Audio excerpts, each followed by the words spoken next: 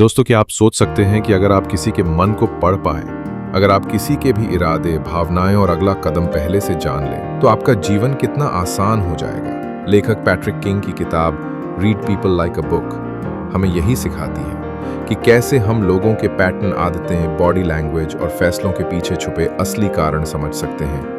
हर इंसान का एक पैटर्न होता है। हर व्यक्ति के सोचने, महसूस करने और व्यवहार करने का एक पैटर्न होता है। ये पैटर्न उसके बीते अनुभवों, भावनात्मक ज़रूरतों और मनोवैज्ञानिक स्थितियों से बनते हैं। अगर हम ये पैटर्न पहचान लें तो किसी के व्यवहार को समझना और भविष्य के फैसले का अंदाज़ा लगाना आसान हो जाता है। उदाहरण, मान लीजिए आपका एक दोस्त है जो हर छोटी बात पर गुस्सा कर देता है। आप देखते हैं कि जब भी कोई उसकी गलती बताता है, वो बचाव में आ जाता है और बहस करने लगता है। शायद बचपन में उसे बार बार डांटा गया, जिससे उसका दिमाग अब खुद को बचाने के लिए गुस्सा अपनाता है। शब्द बनाम असली इरादा। लोग अक्सर कहते कुछ हैं और चाहते कुछ और हैं। कोई कह सकता है, मुझे दूसरों की राय से फर्क नहीं पड़ता, लेकिन अगर आलोचना मिलने पर वो हफ्तों परेशान रहे तो सच अलग है। यानी शब्द और असली भावनाओं में अंतर होता है। इसलिए सिर्फ शब्दों पर भरोसा न करें, बल्कि एक्शन और रिएक्शन पर ध्यान दें। विभिन्न परिस्थितियों में व्यवहार बदलना। किसी का व्यवहार देखकर यह समझा जा सकता है कि वो माहौल के हिसाब से बदलता है या उसकी पर्सनालिटी स्थिर है। जो व्यक्ति दोस्तों के साथ मस्त रहता है लेकिन ऑफिस में गंभीर हो जाता है, वो माहौल के हिसाब से ढल सकता है। जो हर जगह एक जैसा रहता है, उसका व्यवहार गहराई से उसकी पर्सनालिटी से जुड़ा है। बॉडी लैंग्वेज, सच का आईना। किताब कहती है कि चेहरा और हाव भाव झूठ नहीं बोलते।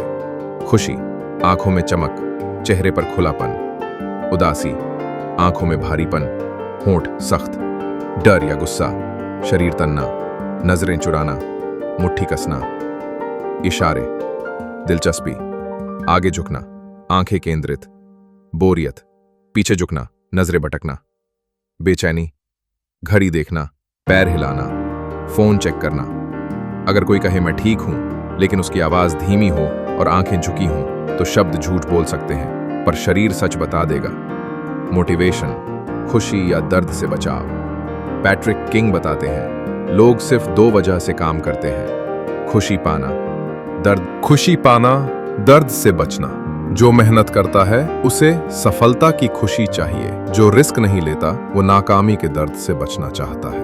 इस मोटिवेशन को पहचान कर आप अंदाजा लगा सकते हैं कि कोई नई चीज अपनाएगा या नहीं। जरूरतों की सीढ़ी, मैस्लोज हायरार्की। हर इंसान की प्राथमिकता उसके जरूरत के स्तर पर निर्भर करती है। शारीरिक जरूरतें, खाना, पानी, नींद। सुरक्षा, नौकरी, घर, स्थिरता। सामाजिक जुड़ाव, रिश्ते, दोस्त, अपनापन। आत्मसम्मान, पहचान, सराहना। आत्म साक्षात्कार, जीवन का बड़ा उद्देश्य। अगर आप जान लें कि कोई किस स्तर पर है, तो आप समझ सकते हैं कि उसे किससे प्रेरणा मिलेगी और वह कौन सा कदम उठाएगा। डिफेंस मैकेनिज्म, ईगो की सुरक्षा। लोग अपने अहंकार और आत्मसम्मान को बचाने के लिए मनोवैज्ञानिक तरीके अपनाते हैं। प्रोजेक्शन, अपनी कमजोरी दूसरों पर डालना। डिनायल, सच्चाई मानने से इनकार। रैशनलाइजेशन, गलतियों के बहाने बनाना। रिप्रेशन, दर्दनाक यादें दबा देना। डिस्प्लेसमेंट, गुस्सा, गलत जगह निकालना। सब्लिमेशन, नकारात्मक भावनाओं को सकारात्मक काम में बदलना। इन पैटर्न्स को पहचान कर हम किसी की असली भावना और डर को समझ सकते हैं।